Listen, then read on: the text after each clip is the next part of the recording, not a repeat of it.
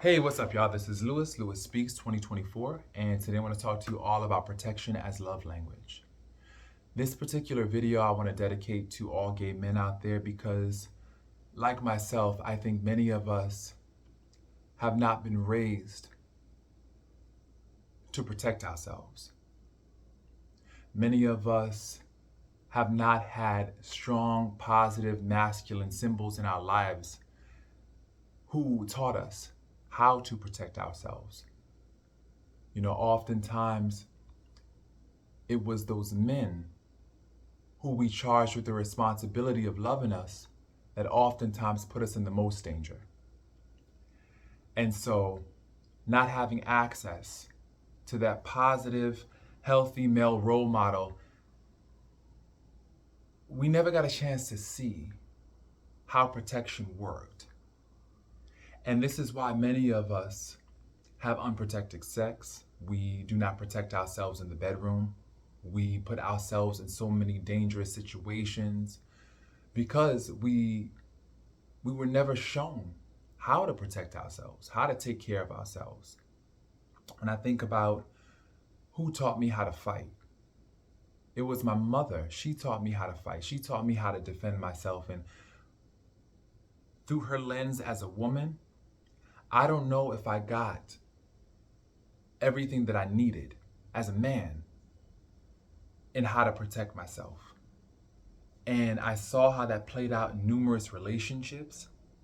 I saw that I would give people too many chances. I would give them too many excuses. I would always try to understand at the detriment of myself. And I realized that I didn't protect myself. I was not raised on boundaries. I was raised on love. I was raised on emotion. I was raised in a very emotionally reactive household. I was raised to always understand, to make allowances for all kinds of behavior, And I realized that doing that and being raised in that environment, while it was loving, it was also missing a lot in terms of how to protect myself and to myself. And when I ventured out into relationships with other people, namely men, I would oftentimes allow so much and make excuses for people's dysfunction. I would make excuses for a lot of dysfunction, and I would also not protect myself sexually. I would allow people to have sex with me without protection,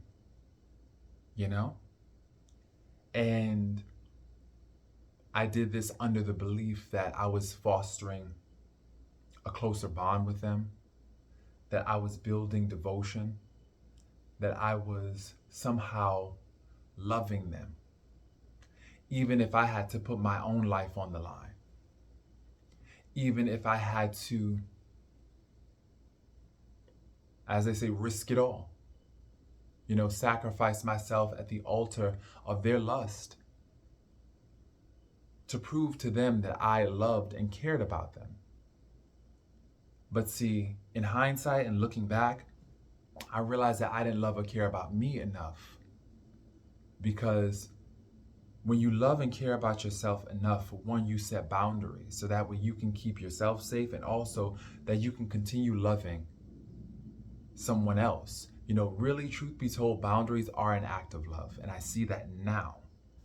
Now I see that because, for one, it allows you to love them in peace without feeling that bitterness or that rancor or that anger or that resentment towards them. Boundaries keep me safe so that way I can keep you safe. But once again, I didn't know that. I lacked the awareness at that time. I was so busy just trying to operate from that love mindset. Love at all costs, And I think, to be honest, many of us 80s babies, We were raised on that mindset. When you look at the media, when you look at the love songs, when you look at all that was happening back in the day, we were raised to love somebody through any kind of weather.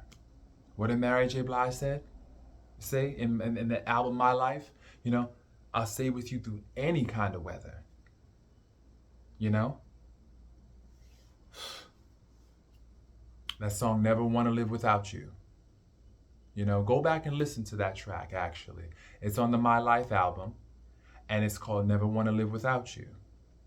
And when you think about that mindset and how we actually put ourselves in dangerous situations because we never wanted to live without someone, because we wanted to be that ride or die, you know? And so I realized that now,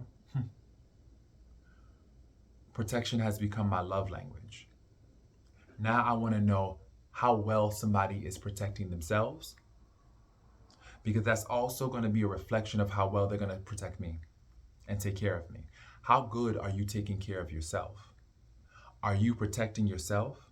Because that's going to give me an indication of how good you can protect me, you know?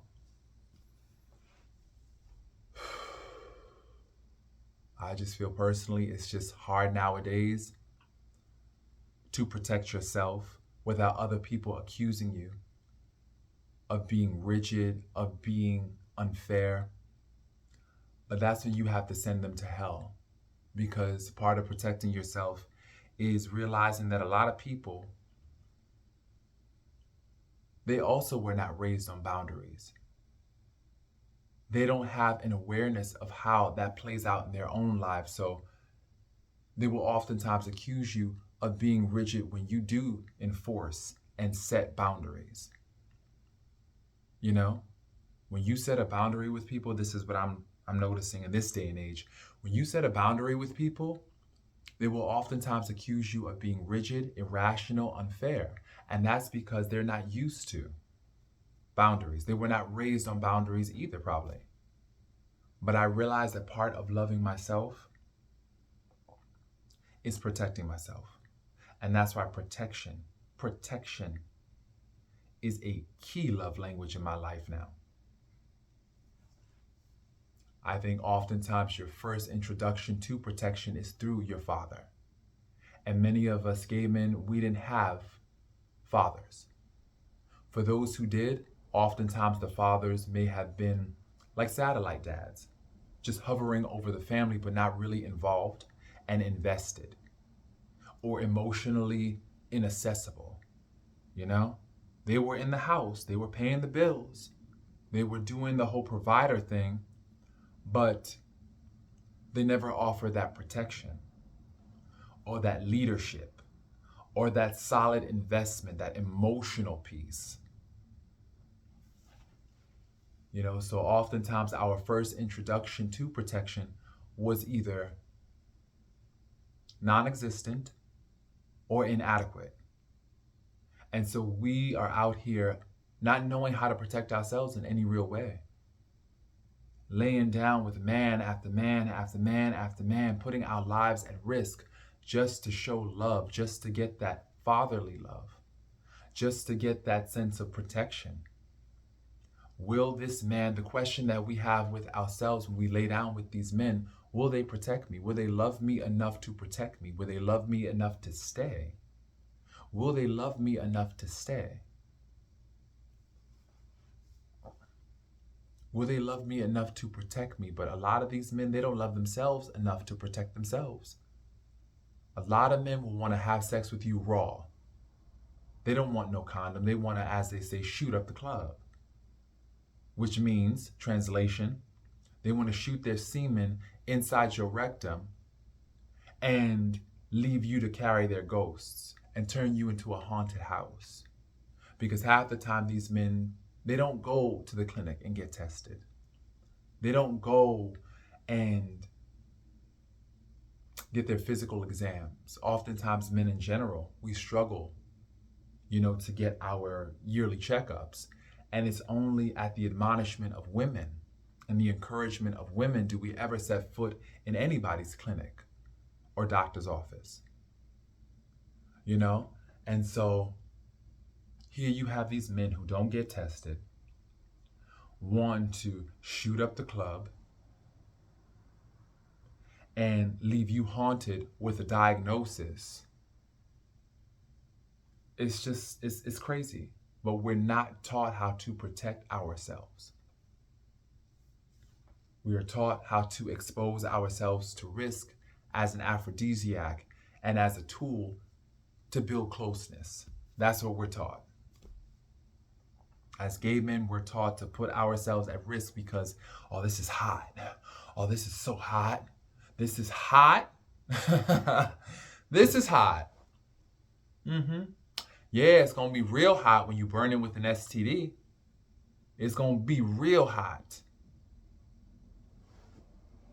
But that's the thing. We're not taught self-protection. We're taught self-denial for the sake of male approval. That's what we're taught. And it's unfortunate, but it's the reality. And this is why, as men in general, we have to reparent ourselves. You know, irrespective of sexuality, we have to reparent ourselves and become the protection that we expected from our fathers. You know? We have to become the love and the protection that we expected from our fathers. Because the reality is, for many of us, not all, many of us will never have access to our fathers ever again. Our fathers just didn't have the capacity to show up for themselves enough to show up for us. They just didn't have the capacity. Or in some cases, they didn't have the capacity to show up for us because they were so enamored with their own selves and their needs. You know, they didn't care so much about their children and the needs of their seeds. They didn't care. So you have to be that love for yourself. You have to reparent yourself and begin to take the steps. What steps would a loving father take to protect his son? Make a list of all those steps, all those things that a loving father would do to protect his son, and then you do that for yourself. A loving father would counsel his son. A loving father would guide his son. A loving father would show up for his son. A loving father will encourage his son to protect himself and would show him and demonstrate how to do that in real time. That's what a loving father would do. A loving father would not only provide, but would offer leadership on how to do that. A loving father would also demonstrate discipline and how to do that, even when you don't feel like it.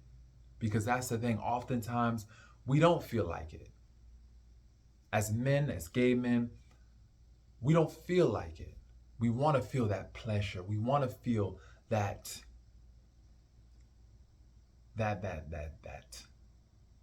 immense joy that comes from sharing that connection with someone, you know? And so oftentimes we'll do anything for that high. We'll do anything, even if it means putting ourselves at risk. And it's just not worth it in the end. If you ask any of the bodies that are laying down in the grave as a result of putting themselves at risk and laying their bodies down for another man, if you were to ask any of those bodies if they would do it all over again, I guarantee you that all of them would say yes. They would, because it's just not worth it. But in that moment, you think that it is. And that's the thing. How do you get from that moment, right, to just laying down and regretting? You know? How do you get to that moment?